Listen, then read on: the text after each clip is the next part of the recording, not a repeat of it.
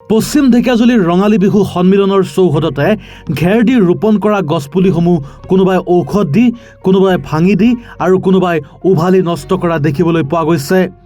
এনেবোৰ কাণ্ডত অতিষ্ঠ হৈ পশ্চিম ঢেকিয়াজুলিৰ ৰঙালী বিহু সন্মিলনে ঢেকিয়াজুলি আৰক্ষী থানাত উপস্থিত হৈ ঢেকিয়াজুলিৰ ভাৰপ্ৰাপ্ত আৰক্ষী বিষয়াক এজাহাৰ প্ৰদান কৰি দুষ্কৃতিকাৰীক কৰায়ত্ব কৰি দৃষ্টান্তমূলক শাস্তি প্ৰদানৰ দাবী জনায়। দুষ্কৃতিকাৰীসকলে অসমীয়াৰ সত্তাক অপমান কৰাৰ লগতে গছ বিহুৰ পৰিৱেশ বিনষ্ট কৰিছে বুলি পশ্চিম ঢেকিয়াজুলিৰ ৰঙালী বিহু সন্মিলনে সংবাদ মাধ্যমক জনাইছে। সেয়েহে দোষীক কৰায়ত্ব কৰি উচিত শাস্তি প্ৰদান কৰাৰ বাবে দাবী জনাইছে সকলোৱে। নিশ্চয় অসমীয়া পৰম্পৰা বুলি নহয়, এতিয়া আমি এই অনুষ্ঠানটো ৰাখিছিলোঁ। যোৱাবাৰ আমি অনুভৱ হৈছিলে যে যিটো গ্ৰীষ্ম পৰিছে, এই গ্ৰীষ্ম হেৰিয়াতে আমি দেখিলোঁ যে গছপুলি ৰোৱাটো খুব প্ৰয়োজন। সেই অনুভৱ কৰিয়েই আমি সেইটো কথা অনুভৱ কৰিয়েই আমি এই গছ বিহুটো আমি আৰম্ভ কৰিছিলোঁ।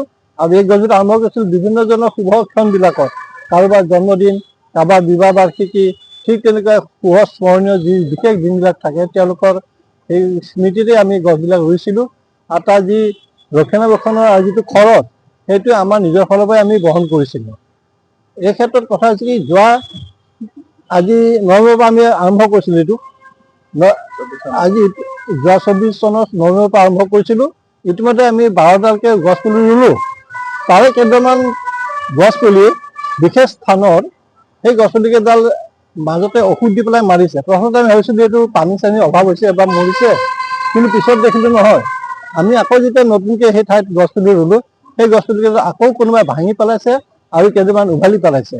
সেইকাৰণে আমি আজি আহিছোঁ যে আৰক্ষী থানাত এজাহাৰ দিবলৈ। আৰু এই বস্তুটো বিশেষ আমি কৰিছিলোঁ কি,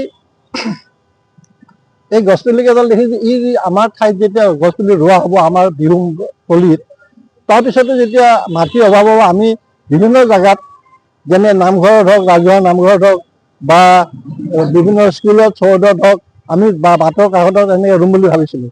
তো তেনেকুৱা ক্ষেত্ৰত এই গছপুলিটো কাৰো অন্যায় নকৰে, কাৰো ক্ষতি নকৰে।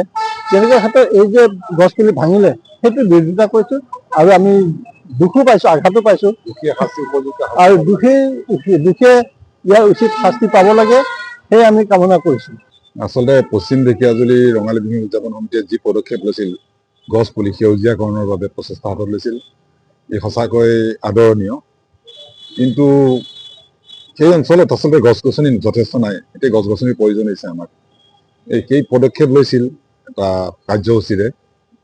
সেই কাৰ্যসূচীত যি দুষ্কৃতিকাৰীসকলে গছ গছনিসমূহ এবাৰ ঔষধ চৌষধ দি মাৰি দিছে আৰু দ্বিতীয়বাৰ ভাঙি দিছেহি, আচলতে গৰিহণাৰ যোগ্য। আমি কেন্দ্ৰীয় ৰঙালী বিহু সন্মিলনৰ তৰফৰ পাব এই দুষ্কৃতিকাৰীসকলৰ এই কাৰ্যক গৰিহণা দিছোঁ। আৰু ইতিমধ্যেই আজি ভাৰপ্ৰাপ্ত আৰক্ষী বিষয়া দীপক দাসক আমি এজাহাৰ দিয়া হৈছে। আৰু মই ভাবোঁ যে আৰক্ষী প্ৰশাসনে দুষ্কৃতিকাৰীসকলক নিদৰ্শন দিব তেওঁলোকৰ কুকীৰ্তিৰ বাবে। তেওঁলোকে ইতিমধ্যে তদন্ত আৰম্ভ কৰিবলৈ আগবাঢ়িছে। আমি আশা কৰোঁ এনেধৰণে দুষ্কৃতিকাৰীসকলে আমাৰ পৰিৱেশ বিনষ্ট কৰাৰ ক্ষেত্ৰত যি ভূমিকা গ্ৰহণ কৰিছে, এই দোষীসকলৰ উপযুক্ত শাস্তি হওক, তাকে কামনা কৰিম। মই ঢেকিয়াজুলি কেন্দ্ৰীয় ৰঙালী বিহু সন্মিলনীৰ সভাপতি হিচাপে মই তাকে কামনা কৰিম। ঢেকিয়াজুলিৰ পৰা সঞ্জীৱ ভট্টাচাৰ্যৰ ৰিপৰ্ট, এনিভাৰত 24।